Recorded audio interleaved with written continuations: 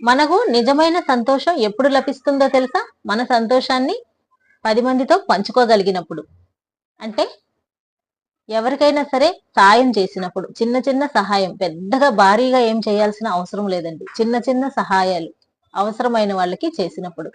అలాగే మన దగ్గర ఉన్నదాన్ని ఎవరికైనా పంచిపెట్టినప్పుడు ఎంత సంతోషంగా ఉంటుందో తెలుసా? ఏదైనా సరే తీసుకున్నప్పుడు లభించని సంతోషం ఇవ్వడంలో ఉంటుంది. అది ఇచ్చిన వాళ్ళకి మాత్రమే తెలుస్తుందనమాట. ఎప్పుడైనా మనసు కష్టంగా ఉండి, దిగులుగా ఉందనుకోండి, ఏదో ఒక గందరగోళం జరిగిపోయి, మనసు ప్రశాంతత కోల్పోయి, దిగులుగా, విచారంగా ఉన్నప్పుడు ఏం చేయాలో తెలుసా? చక్కగా గుడికెళ్ళిపోవాలి. గుడికెళ్ళిపోయేటప్పుడు మంచిగా ఉట్టి చేతులతో వెళ్లకుండా ఏదో ఒక చిన్న ప్రసాదం రెడీ చేసుకొని ఇంట్లో, ఏ పులిహోరో లేదా ఏదన్నా నలుగురికి పంచగలిగేలాగా ఏ గుగ్గిళ్ళో తయారు చేసుకొని చక్కగా తీసుకెళ్లి భగవంతుడి దగ్గర సమర్పించి, గుడికి వస్తూ ఉంటారు కదండి భక్తులు, వాళ్ళకి కనుక పంచిపెట్టామనుకోండి, మన మనసులో అప్పటి వరకు ఉన్న దుఃఖం, ఇప్పటి వరకు నేను దుఃఖంలో ఉన్నానా అన్నంత ఆశ్చర్యకరంగా ఎగిరిపోతుందనమాట.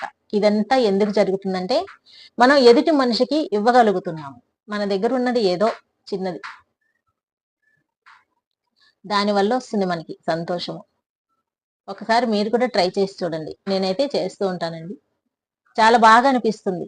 ఎదుటి వ్యక్తికి ఏదైనా పంచినప్పుడు బాగా పిల్లల చేత కూడా, పిల్లలు ఉంటారు కదండి, వాళ్ళ చేత కూడా ఏదో ఒకటి పంచేలాగా మనం చేయాలి చిన్నప్పటి నుంచి. అప్పుడు ఎదుటి వాళ్ళకి సహాయం చేయగలిగే ఒక నేచర్ అనేది అలవాటు అవుతుందన్నమాట. లేదనుకోండి స్వార్థపూరితంగా మారిపోతూ ఉంటారు మనుషులు.